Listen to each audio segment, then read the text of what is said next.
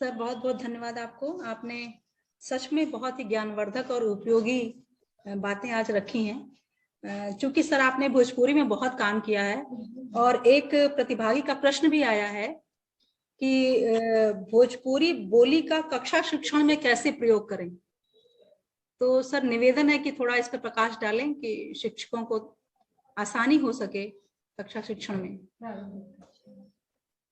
प्राथमिक स्तरीय कक्षाओं के लिए। हे भगवान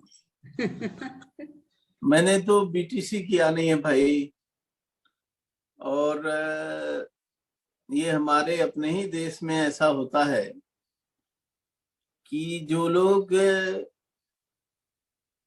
शिक्षा की बुनियाद डालते हैं, हम लोग मानते हैं कि वो शिक्षा के बहुत छोटे सिपाही।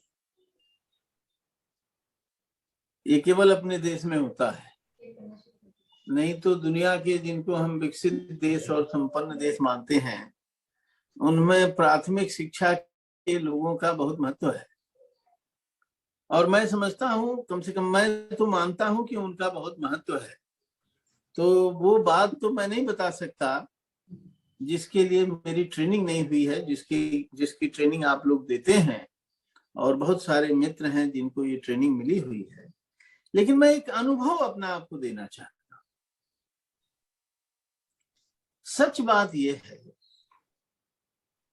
कि भले ही 2020 में जनपदीय भाषाओं को प्राथमिक शिक्षा का माध्यम बनाने की बात की जा रही हो, हकीकत क्या है? मैंने अपनी जो शिक्षा प्राप्त की है वो प्राइमरी स्कूल में पढ़ने जाता था मैं, और हमारे जो अध्यापक थे वो आसपास के ही से ही आते थे, और कोई हिंदी में नहीं पढ़ाता था, सब भोजपुरी में पढ़ाते थे। ज्यादा पढ़ाई नहीं होती थी, केवल 2 चीजें पढ़ाई जाती थी, बल्कि 3 चीजें पढ़ाई जाती थी। एक तो भाषा पढ़ाई जाती थी, तो भाषा के लिए इमला लिखवाया जाता था, और नकल लिखवाया जाता था, ताकि लिखावट सही हो, वर्तनी सही हो, व्याकरण सही हो। और गणित पढ़ाया जाता था। तो गणित पढ़ाने का जो माध्यम था पंडित जी का,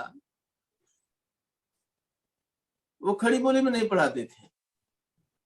और मैं समझता हूं कि जो हमारी पुरानी जो प्राइमरी पाठशालाएं हुआ करती थी, उन पुरानी प्राइमरी पाठशालाओं में शिक्षा का माध्यम भोजपुरी ही थी, भोजपुरी इलाके में।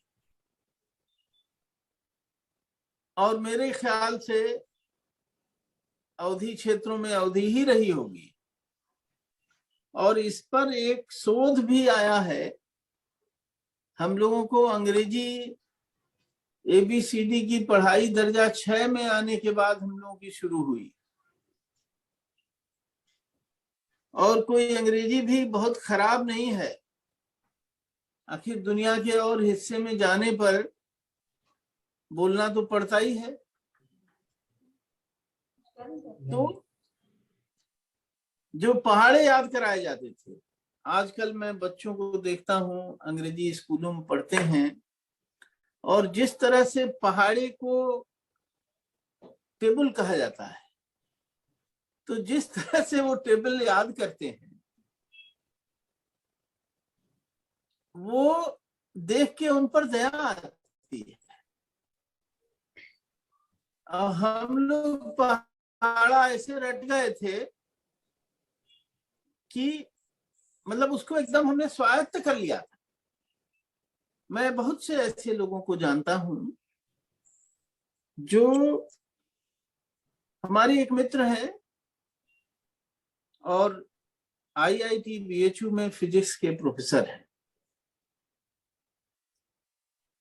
यूपी कॉलेज से उन्होंने पढ़ाई की। फिजिक्स में उनका मन नहीं लगता था, एक बार क्या हुआ कि फिजिक्स के टीचर बीमार पड़ गए, तो इंटरमीडिएट के फिजिक्स के टीचर से कुछ दिन कक्षा पढ़वाई गई। तो वो बताते हैं कि इंटरमीडिएट वाले फिजिक्स के टीचर जब आए बीएससी में पढ़ाने फिजिक्स, तो भोजपुरी में फिजिक्स पढ़ाते थे, और ऐसा उन्होंने पढ़ाया कि फिजिक्स में मेरी रुचि हो गई। तो आप जो पहाड़े की पढ़ाई होती है, गणित जो पढ़ाते हैं, और भोजपुरी में जो टीचर पढ़ाता है, जिस तरह से हृदयंगम होता है, मैं नहीं समझता कि अंग्रेजी में, अब मैं उस तरह से पढ़ा तो नहीं सकता। जो योग्यता आपकी है वह योग्यता मेरे पास नहीं है, वो ट्रेनिंग मेरे पास नहीं है।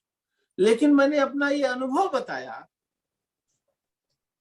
कि मैंने तो पढ़ाई पूरी की पूरी, और इसीलिए जब मैं शहर में इंटरमीडिएट में पढ़ने आया, हाई स्कूल अपने गांव से मैंने किया, और लगभग हाई स्कूल तक वो चलता था, भोजपुरी माध्यम से पढ़ाई होती थी।